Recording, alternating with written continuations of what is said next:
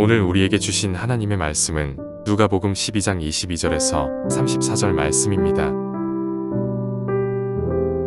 또 제자들에게 이르시되 그러므로 내가 너희에게 이르노니 너희 목숨을 위하여 무엇을 먹을까 몸을 위하여 무엇을 입을까 염려하지 말라. 목숨이 음식보다 중하고 몸이 의복보다 중하니라.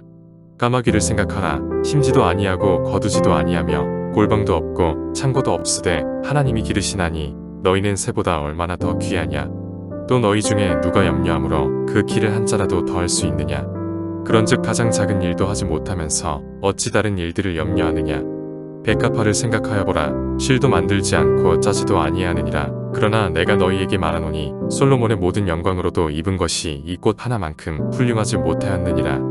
오늘 입다가 내일 아궁이에 던져지는 들풀도 하나님이 이렇게 입히시거든. 하물며 너희일까 보냐. 믿음이 작은 자들아. 너희는 무엇을 먹을까 무엇을 마실까 하여 구하지 말며 근심하지도 말라. 이 모든 것은 세상 백성들이 구하는 것이라. 너희 아버지께서는 이런 것이 너희에게 있어야 할 것을 아시느니라.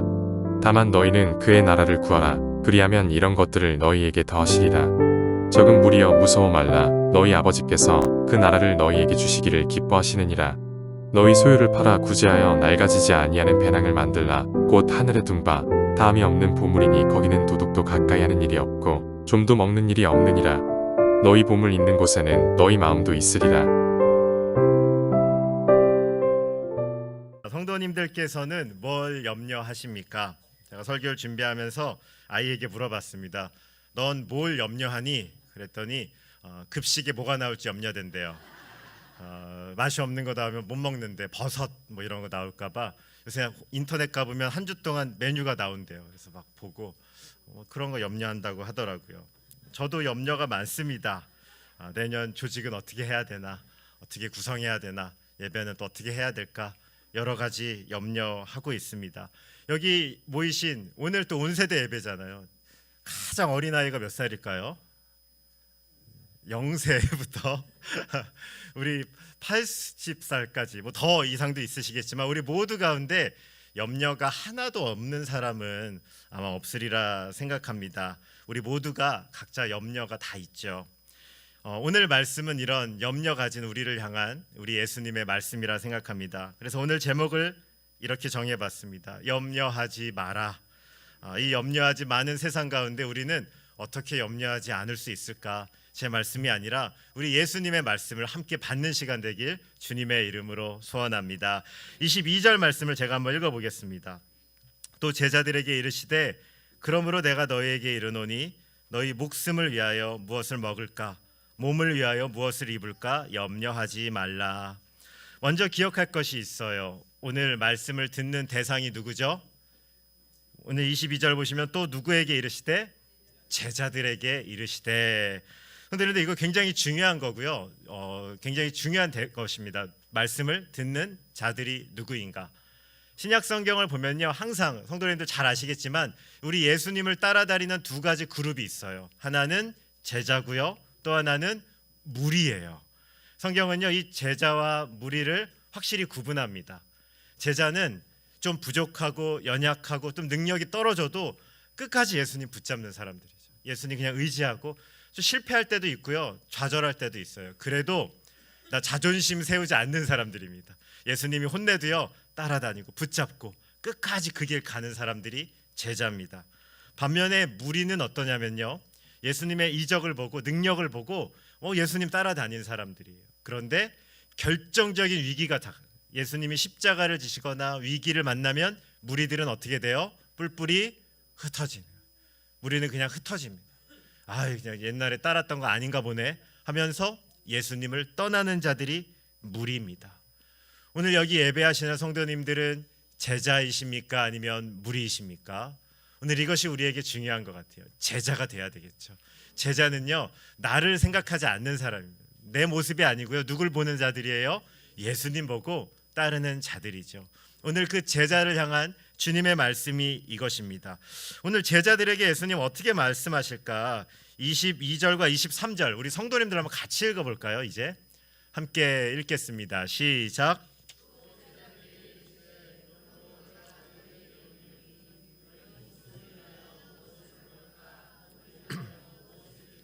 염려하지 말라. 보다 중하고 목보다 중하니라. 아멘. 오늘 예수님 말씀하세요. 염려하지 마라. 그런데 뭘 염려하지 말아요? 뭘 먹을까? 뭘 입을까? 염려하지 마라. 오늘 예배 오실 때 뭐 입을지 고민하셨습니까? 하셨죠? 너무 멋있거든요. 제가 볼 때 양복도 저도 그래요. 무슨 넥타이를 맬까? 제일 이쁜 거 고르시고 오셨잖아요. 우리는 입을 것도 걱정하고 또 먹을 것도 사실 고민하며 삽니다. 그런데 그거 염려하지 말래요. 성도님들 이 말씀 와 닿으십니까? 특별히 이 먹을 것 입을 것과 가장 연결되어 있는 게 뭐냐면 돈이죠. 돈이 있어야지 입을 것도 사고 먹을 것도 삽니다. 이 말씀 와 닿으십니까? 예전에 돈에 대해서 설교하면서요 자주 했던 예화가 로또 1등 됐더니 나중에 패가 망신했더라. 뭐 이런 거 많잖아요. 돈 있을 때보다 더 망했더라. 이런 이야기 설교에서 몇 번 했거든요. 그랬더니 설교를 마치고 30대 청년이었는데 저한테 찾아왔어요. 목사님, 저는 망해도 좋으니까 되면 좋겠어요. 저는 망해도 괜찮으니까 망할 때까지 한번 원 없이 쓰고 망하고 싶어요. 저도 솔로몬만 전도서 쓰라는 법 있나요? 저도 전도서 쓰고 싶어요. 나의 전도서 한번 망해보고 싶다고 그런 얘기를 하더라고요. 그러니까 그 이야기를 들으면서 참 재밌다 이런 생각했습니다. 성도님들도 마찬가지시죠? 네. 세상에 정말로 믿을 수 있는 관계들, 아름다운 관계라고 여겼던 것들도요 돈 앞에 무너지고 깨지는 것들 너무 많이 봤습니다. 돈이요 정말 강해요. 정말 돈이 강력합니다. 돈이면 행복하다. 이런 메시지가 우리 안에 있으니까 그런 생각들 하겠죠. 또 어떤 염려하십니까? 왜 돈 가지려고 할까요? 그건요 미래가 불확실해서 그래요. 미래가 잘 안 보이니까 돈이 있으면 안정적일 거라고 여기는 겁니다. 이번 주에 갑자기 잘 때 뉴스를 보니까 뭐 계엄이 선포되는 거예요. 그래서 영화인가 이게 실화인가 너무너무 깜짝 놀랐습니다. 너무너무 불확실한 거예요. 이 세상이 하루아침에 어떻게 될지 모르는 세상 가운데 뭔가 붙잡을 만한 것이 있으면 좋겠다. 미래로 인해서 우리가 다 염려하며 삽니다. 성도님들 또 무엇을 염려하십니까? 건강 두려우시죠? 제가 아시는 성도님은 건강검진을 70이 넘게 평생 한 번도 안 받으셨대요. 그 받으면 이게 다 진단될 게 너무 무섭대. 이젠 어차피 늦었어요. 목사님 저한테 이젠 그냥 살래요 그러시더라고요. 그래서 왜요? 그랬더니 문제가 많다고. 안 받아도 뻔한데 이거 받으면 드러날 게 겁나셔서 못 받으신다는 겁니다. 몸도 겁나요. 우리 가운데 두려운 게 너무너무 많습니다. 주님은 잘 아십니다. 이런 우리의 마음을요. 불확실한 인생을 사는 우리가 때로는 낙심되고 무너질 때가 많아요. 그래서 오늘 이런 우리에게 이렇게 말씀하십니다. 염려하지 말라. 저도 염려가 많게 생겼죠. 네. 오늘 일어나지 않을 것도 다 염려하고 오늘 누가 오실까? 누가 안 오실까? 기계는 작동할까? 어떻게 될까? 염려가 얼마나 많은지 모릅니다. 그래서 어제 한 분이 저한테 그러더라고요. 목사님 흰머리가 더 많아지신 것 같네요. 그래서 아니다 맞다 뭐 이러면서 얘기하시던데 잘 모르겠어요. 염려가 많이 있습니다. 오늘 옆에 계신 분한테 이렇게 얘기해 볼까요? 염려하지 마세요. 네, 한번 얼굴 한번 보면서 염려하지 마세요. 네. 자, 그럼 이제부터가 중요합니다. 왜 우리가 염려하지 않을 수 있을까? 우리 24절 말씀을 제가 한번 읽겠습니다. 까마귀를 생각하라. 심지도 아니하고 거두지도 아니하며 골방도 없고 창고도 없으되 하나님이 기르시나니 너희는 새보다 얼마나 더 귀하냐. 오늘 예수님께서요 우리에게 염려하지 않아야 되는 첫 번째 이유를 알려주십니다. 사실 본문에서 가장 중요한 말씀이기도 한데요. 주님은 우리에게 묻는 거예요. 야, 너 누군지 아니? 너 누군지 알아? 주님이 이렇게 묻는 겁니다. 얘들아, 까마귀 좀 봐라. 예수님 이렇게 말씀하세요. 까마귀는 우리나라에서 불길한 동물이죠. 근데 이스라엘도 마찬가지입니다. 이 성경에서요 까마귀가 제일 처음 등장하는 곳이 혹시 어딘지 아십니까? 네, 성경 공부 잘하셨네요. 우리 창세기에 노아의 방주에서 나옵니다. 노아가 그렇게 먹여주고 살려줬건만 까마귀는 딱 풀어주니까 어떻게 돼요? 안 돌아오죠. 우리 전문 용어로 이걸 뭐라 그러냐면 먹튀라고 합니다. 사줬는데 안 돌아오는 애들. 저 주일학교 사역하면서 많이 경험했어요. 막 돈가스 사주고 막 사줬는데 담지 않아요. 먹튀 당했구나. 먹고 안 돌아오는 애들. 이 까마귀가 그런 동물이에요. 그러니까 이스라엘 백성도 까마귀는요 별로 좋아하지 않는 겁니다. 그런데 하물며 그 까마귀도 누가 길러요? 하나님이 기르신다. 하나님이 아신다. 그러면 너희는 얼마나 더 귀하냐 이렇게 얘기하십니다. 성도님들, 우리 인간은요 하나님이 창조하신 모든 피조물 중에 가장 마지막에 지어졌다. 모든 것을 준비하시고 하나님이 인간을 만드신 것은 인간이 가장 귀하기 때문에 모든 환경을 다 조성하고요 하나님이 인간을 만드신 거예요. 저는 그걸 보면서 어떤 장면을 생각하냐면, 아이를 딱 가지면요 부모들이요 집을 다 꾸며요. 막 도배도 하고 뭣도 하고 아이 미리 옷도 사놓고 남성용 여성용 둘 다 사놓더라고요. 누가 태어나도 괜찮다. 대비를 다 하고 아이가 딱 태어나죠. 창조가 이와 같아요. 하나님이 모든 것들을 완벽하게 하시고 마지막에 인간을 태어나게 하신 것이죠. 성도님들, 우리는요 얼마나 귀하냐. 게다가 오직 인간에게만 하나님의 형상을 주십니다. 하나님의 형상이 있다는 것은 우리가 누굴 닮았다? 하나님을 닮았다. 성도님들, 자녀분들 보시면 누구 닮았어요?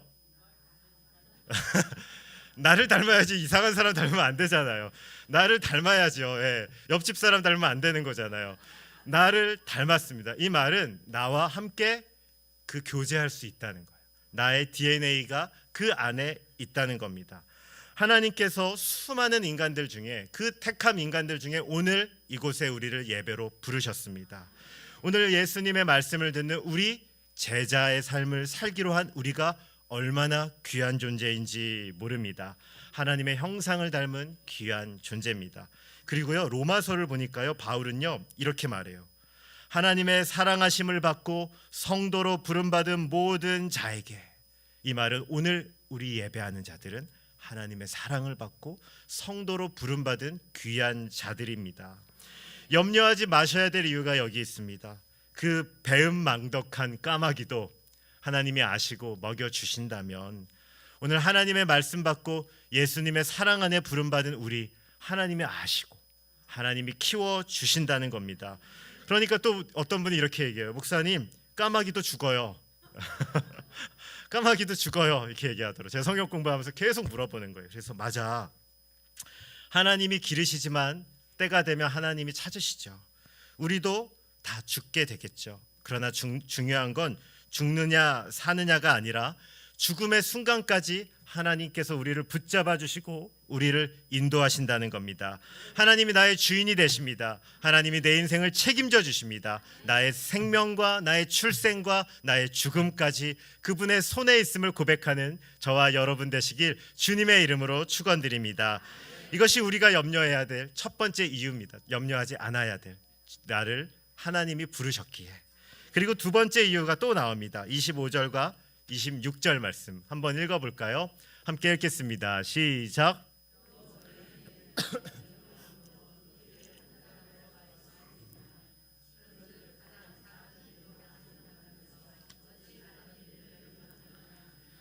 오늘 두 번째 염려하지 말아야 될 이유는 무엇이냐면요, 염려 자체를 가지고 이야기합니다. 누가 염려함으로 그 키를 한 자라도 더할 수 있느냐. 그런데 이 말은요, 염려는 능력이 있어요, 없어요?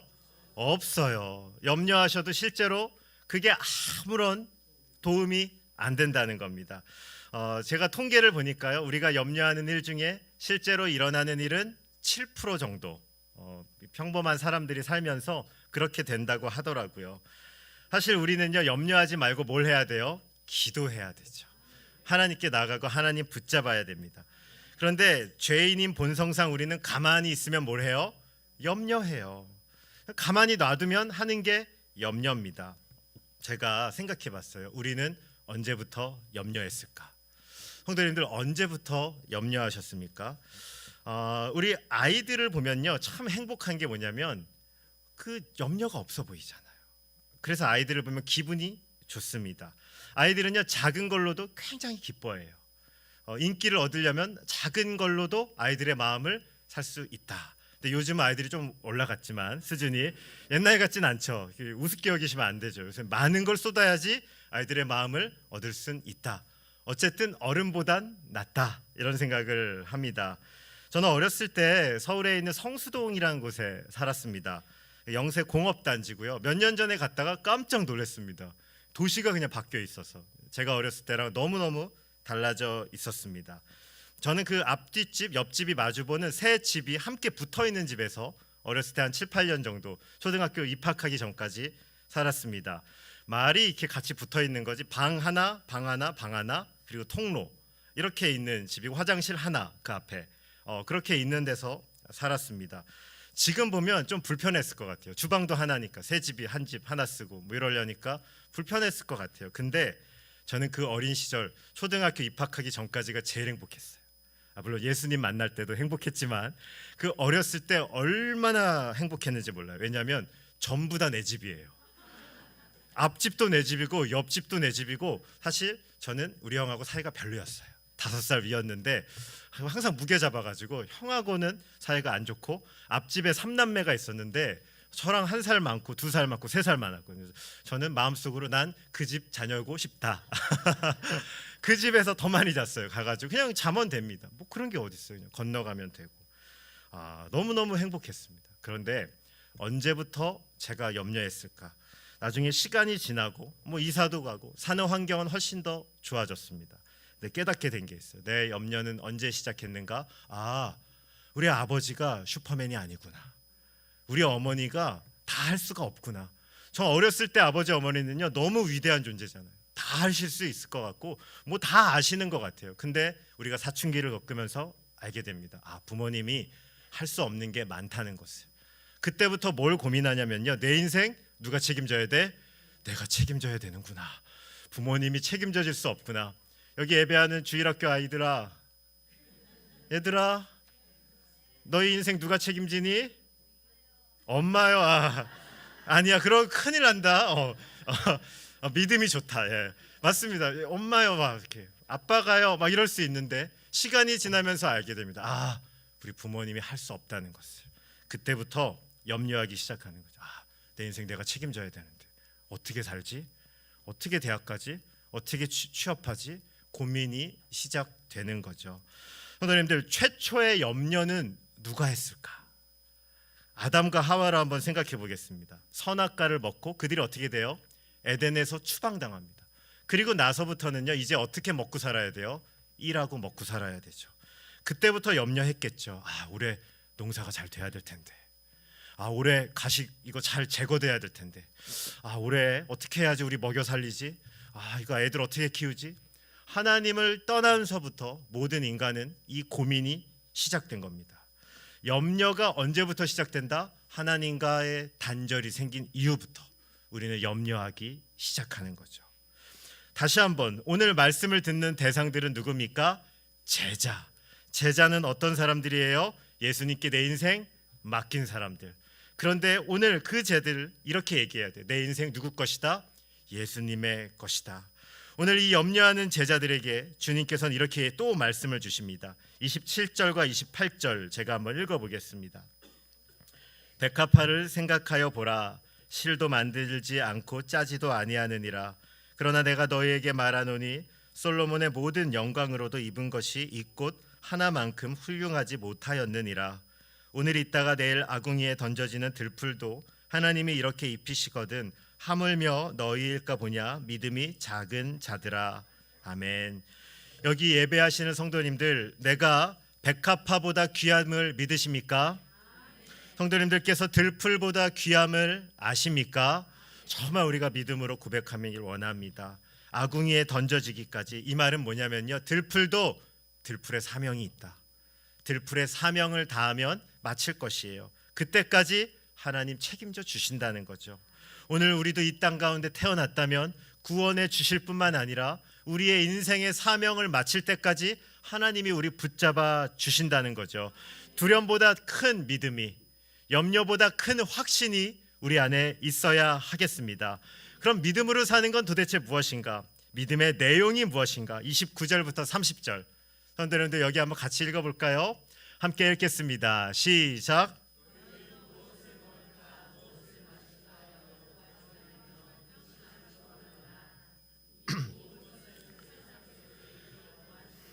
너희 아버지께서는 이런 것이 너희에게 있어야 할 것을 아시느니라. 아멘. 다시 예수님 말씀하십니다. 먹을 것, 마실 것 구하지 말고 근심하지 마. 이건 누가 구하는 거야? 세상 사람들이 구하는 거야. 하나님을 통치로 모시는 사람들은 이런 염려하는 거 아니야. 이 말은요, 우리가 일하지 말라는 거 아닙니다. 성도님들, 가정을 부양해야 됩니다. 눈물을 흘리며 우리는 한 주간 열심히 일합니다. 때로는 구박받을 때도 있습니다. 무시당할 때도 있습니다. 몸이 피곤할 때도 있습니다. 그러나 우리는 그것들을 다 감수하며 열심히 일합니다. 우리 주일학교 친구들 한 주간 열심히 공부했나요? 네. 아니요. 막 이러면서 열심히 우리는 공부합니다. 열심히 수고합니다. 왜요? 우리가 하나님의 자녀이기 때문에 열심히 살아요. 그러나 잊지 마셔야 될 게 있어요. 우리가 열심히 하지만 그게 우리의 모든 것인 것처럼 살지는 말라는 것입니다. 우리가 수고합니다. 회사에서 일합니다. 열심히 농사짓습니다. 그러나 거기에 모든 것이 달려있는 것처럼 여기며 살아서는 안 된다는 것입니다. 이게 굉장히 중요해요. 우리의 모든 것을 결정하는 분은 누구예요? 오직 하나님이시죠. 제가 고양이를 키워본 적이 있습니다. 제가 고양이를 키웠는데 집에서 자란 고양이와 야생 고양이의 차이를 알게 됐습니다. 집에서 자란 고양이는요, 사료를 주면은 어떻게 먹을까요? 많이 먹을까요? 적당히 먹을까요? 적당히 먹습니다. 얘네들은 사료를 주면요 되게 우아하게 먹고 남겨요. 그리고 때로는요 많이 줘도 어떤 건 안 먹어요. 자기 취향이 안 맞으면 사료 바꿔달라고 단식 투쟁합니다. 짜증이 나요. 어떨 때는 얘가 안 맞으면 탁 돌리고 안 먹습니다. 바꿔달라 이 얘기죠. 그런데 길고양이는 전혀 달라요. 걔를 딱 데려오잖아요. 사료를요 주는 대로 먹습니다. 심지어는 토할 때까지 먹는 걸 봤어요. 그래서 많이 주면 안 돼요. 그냥 딱 주는 만큼 남기질 않아요. 그리고 어떤 때는요 봉지를 숨겨놨는데 그걸 찾아가지고 찢어가지고 다 먹어난 적도 봤습니다. 왜냐하면 길에서의 삶은 그런 거예요. 길에서는요 음식이 보일 때 일단 다 먹어놔야 돼요. 언제 음식이 없어질지 모르거든요. 보이는 대로 다 넣습니다. 그게 길에서 사는 방식이죠. 주인의 손길을 몰라요. 이 주인의 손길에 적응하는 데는 한참 시간이 걸린다는 거죠. 그런데 우리는 어떻게 살고 있는가? 우리의 물질과 우리가 하나님이 주시는 많은 것들을 정말로 하나님의 인도하심을 믿으며 고백하며 살고 있는가? 아니면 닥치는 대로 정말 눈에 보이는 것이 정말 혈안이 돼서 그것이 내 인생의 모든 것인 것처럼 살고 있는지 우리는 한번 물어볼 필요가 있습니다. 오늘 우리를 향해서 예수님께서 이렇게 말씀하십니다. 31절 제가 읽어보겠습니다. 다만 너희는 그의 나라를 구하라. 그리하면 이런 것들을 너희에게 더하시리라. 아멘. 하나님을 모신 우리들, 예수님의 제자는요 어떻게 살아야 되냐면요 우리의 우선순위를 바꾸라는 겁니다. 기준을 바꾸라는 것입니다. 하나님의 나라와 하나님의 영광을 위해 사는 것을 너희 인생의 가장 중요한 걸로 여기라는 겁니다. 돈과 성공이 아니라 하나님의 나라라는 기준이 우리 앞에 선명하게 새겨져야 됩니다. 하나님께서는 말씀하십니다. 네가 그 나라를 위해 살 때 다른 모든 것들을 내가 채워줄게. 성도님들 이거 아멘이십니까? 먼저 그의 나라와 그의 의를 구하면 하나님이 다 채워주실게. 저는요 신앙생활하면서 이걸 경험합니다. 이 말씀 31절을 머리로만 아는 사람이 있고 이 31절을 인생으로 경험하신 분이 있어요. 이 신앙의 실력이 여기에서 차이가 나요. 먼저 그 나라와 그 의를 구해. 그래 하나님 하시겠지. 이게 머리가 아니고요 내 인생으로 그렇게 살았더니 하나님이 먹여주시네. 이걸 경험하면요 하나님을 아는 지식이 우리 안에 생기는 겁니다. 성도님들 이 31절 말씀대로 살 때 우리 안에 염려를 다룰 수 있는 거죠. 이 말씀의 원칙대로 살 때 우리 안에 염려의 능력이 염려를 잡을 수 있는 힘이 여기에서 나오는 겁니다. 제가 보증할 수 있는 게 있어요. 제가 비록 짧은 인생을 살았지만 교회에서 어린아이부터 100살 이르는 성도님들 다 섬기면서 하나님의 뜻 순종하고 먼저 그 나라를 위해 살 때 굶으셨다 이런 분 솔직히 못 봤습니다. 오늘 있으시면 저한테 찾아오시면 제가 다음에 수정할게요. 그 나라를 위해 살았는데 어렵고 힘든 건 있었지만 하나님이 책임져 주시는 거 제가 사역하며 경험했습니다. 물론 이 세상이 말하는 최고급은 아닐지도 모르겠어요. 그게 그러나 하나님의 만나와 메추라기는 그 땅 가운데 메마르지 않고 하나님이 공급해 주시는 것을 보았습니다. 먼저 그 나라와 그 의를 구하는 삶, 그때 우리의 삶에 참된 염려에 근심이 들어짐을 알고 정말로 먼저 그 나라와 그 의를 위해 사는 저와 여러분 되시길 주님의 이름으로 축원드립니다. 이제 보면 32절 마지막이죠. 오늘 마지막 말씀인데요. 한번 같이 읽어볼까요? 함께 읽겠습니다. 시작. 너희 아버지께서 그 나라를 너희에게 주시기를 기뻐하시느니라. 아멘. 자, 이제 오늘 본문의 결론입니다. 오늘 말씀에 아이러니가 하나 있어요. 31절에 어떻게 끝나냐면요, 먼저 그 나라와 그 의를 구하라. 그리하면 이 모든 것을 다 너희에게 주실 것이야. 우리 하나님 예수님께서 이렇게 말씀하세요. 그런데 이 놀라운 약속의 말씀을 한 다음에 주님께서 제자들과 사람들을 어떻게 부르는지 아세요? 적은 무리여 이렇게 부릅니다. 그런데 이 말은요, 오늘 먼저 그 나라와 그 의를 위해 사는 사람이 많다는 말입니까? 적다는 말입니까? 적다는 말이에요. 먼저 그 나라와 그 의를 위해 사는 사람들은요 적습니다. 그런데 진짜 제자는요 적어요. 진짜 제자는 얼마 안 됩니다. 지금 여기 예수님의 말씀을 듣는 많은 사람들이 예수님의 고난 앞에 예수님을 버리고 떠날 겁니다. 저는 시간이 지나면 그걸 선명하게 봅니다. 신자와 불신자 떠납니다. 그 차이가 분명하게 일어납니다. 성경은 우리에게 알려줍니다. 무리 중 많은 자들이 예수님을 떠나갑니다. 먹고 사는 문제 앞에서, 염려 앞에서 여전히 내 나라가 하나님의 나라로 맡기지 못한 사람들은 주님을 떠날 수밖에 없습니다. 저는 코로나 시기를 지나면서 그런 것을 많이 경험했어요. 이런 말이 좀 어떨지 모르겠는데 우리 진짜로 하나님이 부르신 자들과 또 그렇지 않은 분들의 그 차이가 나는 것을 저는 보게 되었습니다. 성도님들, 정말로 우리는 진짜일까요? 우리는 적은 무리일까요? 우리는 먼저 그 나라를 위해 살고 있는 자들일까요? 또 한 가지 말씀은 이것입니다. 우리 적은 무리여라고 말씀하신부터 그 다음에 뭐라 그래요? 무서워 말라. 처음에는요 염려하지 말라 그랬는데 이 신실한 적은 무리를 향해서 예수님이 뭐라 그러냐면 무서워 말라고 말씀합니다. 하나님의 뜻대로 사는 것이요 때로는요 염려하는 것보다 더 큰 두려움을 우리 안에 줄 수 있다는 겁니다. 무섭다. 이 원어를 살펴보니까 도망갈 정도로 겁난다. 이게 바로 우리가 주님을 따를 때 만날 수 있는 감정입니다. 오늘들 먼저 그 나라를 위해 살 때 우리는 참 무섭습니다. 내 앞에 있는 경쟁자는 물질과 재능과 시간을 가지고 자기 개발하고 있습니다.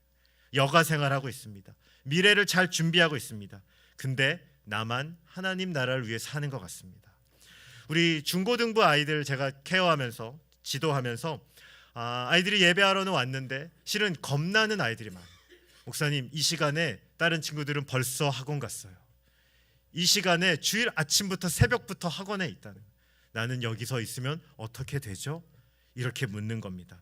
뭔가 두렵다는 거죠. 하나님을 고백하고 사는데 나는 경쟁에서 떨어지지 않을까?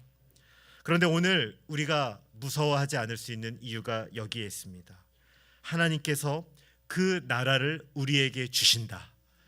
하나님께서 그 나라를 우리에게 주신다. 이게 뭐냐면요, 지금 이 땅이 아니라 영원한 하나님의 나라를 하나님께서 우리에게 주신다는 겁니다. 그 나라가 그 나라를 위해 사는 자들에게 예비되어 있다는 겁니다.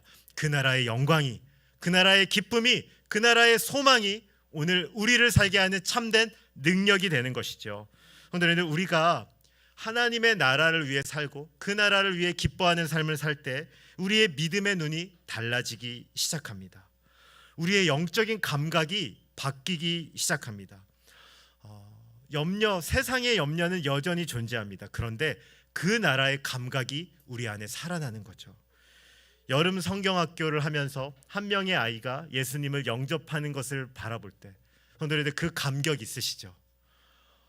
그 아이가 예수님을 믿게 될 때 얼마나 내 마음에 뜨거운지 모릅니다. 생명이 일어날 때 그걸 바라보는 내 마음에 능력이 있습니다. 한 명의 영혼이 예수님을 만나고 그가 다시 예수님 가운데 바른 관계로 들어갈 때 우리 가운데 그 기쁨이 있습니다. 하나님이 기뻐하시는구나. 하나님이 이 일을 원하시는구나. 그 일을 할 때요, 우리 마음 가운데 말할 수 없는 기쁨이 흐르기 시작합니다. 성도 여러분들, 그 기쁨이요, 우리 염려를 잊어버리게 하는 거예요. 성도 여러분들, 이게 중요합니다. 하나님의 방식은요, 우리의 염려를 없애는 게 아니에요. 하나님의 나라를 위해 살고요, 하나님의 나라를 위해 우리가 정말로 열심히 살잖아요. 그 기쁨이 세상의 어떤 염려보다 더 큰 겁니다. 그 기쁨을 우리가 경험하다 보면 내 안에 있는 많은 염려가 이미 녹아져 내려 있습니다. 그래서 우리 찬송가에 이런 고백이 있는 거죠. 이 땅 위에 험한 길 가는 동안 참된 평화가 어디 있나. 우리 모두 다 예수를 친구 삼아 참 평화를 누리겠네. 아멘. 성도님들, 이 가사가 참 너무 아름다워요. 이 땅 위에 험한 길 가는 동안 참된 평화가 어디 있나. 참된 평화 우리 가운데 없을지도 모르겠습니다. 더 염려할 일들이 많아질지도 모르겠습니다. 그러나 우리가 확신할 수 있는 것이 있습니다. 그것이 무엇이냐면 우리 모두 예수를 친구 삼을 때, 그 영원한 나라, 하나님의 나라를 가장 우선시해서 살 때 우리 가운데 참된 기쁨을 하나님이 주신다는 겁니다. 이 믿음의 길, 하나님께서 염려하지 마라. 왜? 우리가 그 나라를 위해 살면 그 나라의 기쁨이, 그 나라의 참된 소망이 우리 마음을 위로해 주신다. 이것을 소망으로 여기고 사시는 저와 여러분 되시길 주님의 이름으로 축원합니다.